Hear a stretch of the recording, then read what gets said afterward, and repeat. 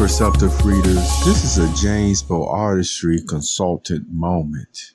The topic that I want to talk with you today happens to deal with the love of God, how he brought the ransom sacrifice, or already since Genesis 3:15, already put into place something that was going to bring back and pay the ransom of mankind, falling into sin and losing their, once again, ability and privilege to be able to live forever. Okay.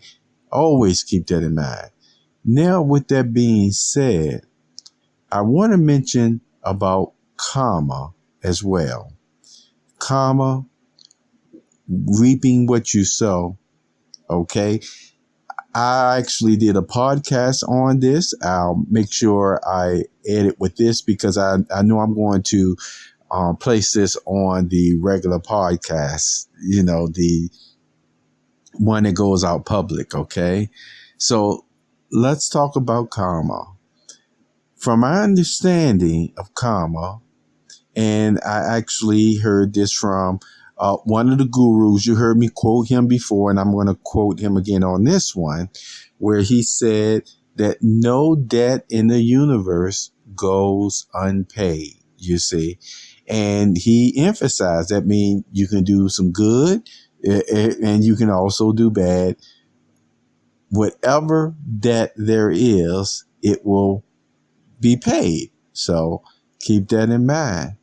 Now, most of the time we talk about a debt or, karma, we actually view it again as something that is bad that is happening.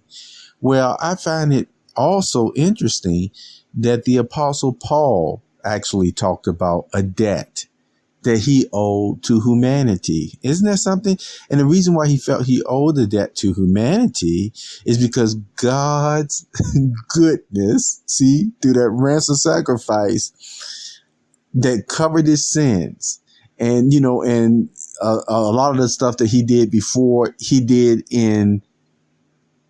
not have accurate knowledge. He had a zeal for God, but he did not totally have the accurate knowledge of what Jesus was doing when he was on this earth until Jesus appeared to him himself and said, you persecuted me, Saul, which, became Paul.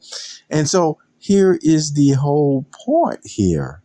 You can see once Paul received the accurate knowledge and realized, see, in his ignorance, what he was doing, persecuting the Christian congregation, what did he do? He turned around. He appreciated the love and ransom sacrifice of Jesus so much that he still said, I owe a debt to humanity to fulfill that. So that's why he preached the way that he did as well. You see? Now, this is what I want to mention still about karma and also about ignorance. See, the scriptures show clearly from Paul that when his eyes were not open, he did all sorts of things that can fall into the category of still karma, even in his ignorance. And yet he even realized he could never pay back that debt of all the bad stuff that he has ever done. And so that ransom sacrifice paid the karmic debt. Do you see that? Do you appreciate that? So let me say this again. When I talk about ignorance and when I talk about when persons have made mistakes and did this or that, you see, I'm really not making any excuses at all as far as why they did the things that they did, or people do the things that they do at times. When I say in person's ignorance, sometimes they may think that they are really conscious of what they're doing, and to a point they are. But I'm here bringing out the example of Paul to show you how persons can even have a good heart, but when they have a lack of accurate knowledge, they can do and will do all sorts of things at times in that ignorance, in that subconscious state of not being spiritually awake. You see? And that's why I mentioned persons have to understand that. And now let me talk about the karmic debt again. Okay.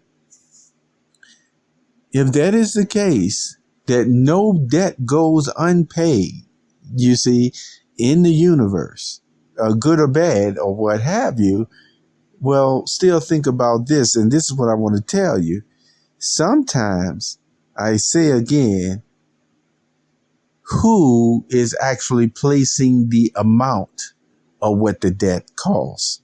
See, that's what we're dealing with today, where things are so lopsided. How many of you used to remember me saying, man, I say that, but it can be anybody, can be so heavy-handed and lopsided with what the debt really is.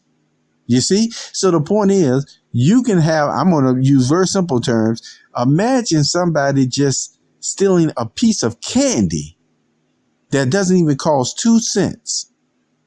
But when the person is caught stealing that piece of candy that's only 2 cents, they end up basically the way they treat the person and say that you're going to pay for that, end up saying the person got to pay $1 million just for that 2 cents worth of piece of candy that they stolen. You see how lopsided justice is at times in this system of things. And that's what I want to really emphasize to you all today about karma and debt and things of that nature. Sometimes you can actually think that a person can do something.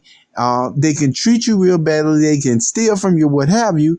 But then I told you the way this system has a tendency to be in this day and age, whatever you do anymore, depending on the person's setting themselves in the seat of Moses, they can end up still trying to ruin the rest of your life for something that shouldn't even be placed in that type of category or in that point, really.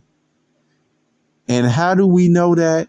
We see examples from Jesus forgiving things, not even judging matters.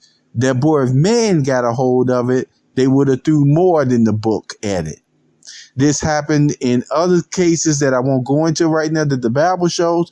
But you can really see why, again, Jesus stated, mercy triumphs over judgment. Do you get the sense of what Jesus means by that? Well, one thing for certain, you can be sure if no debt goes unpaid, then what Jesus is still saying, my ransom sacrifice paid that karmic debt. You see?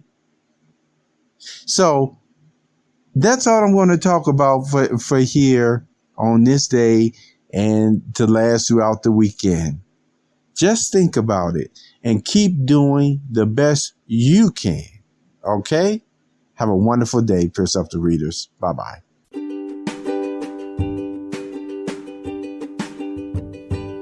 You have just listened to the Perceptive Readers podcast. Remember, until next time, if you read something that encourages you to improve or enhance your life for the better, it becomes your reality.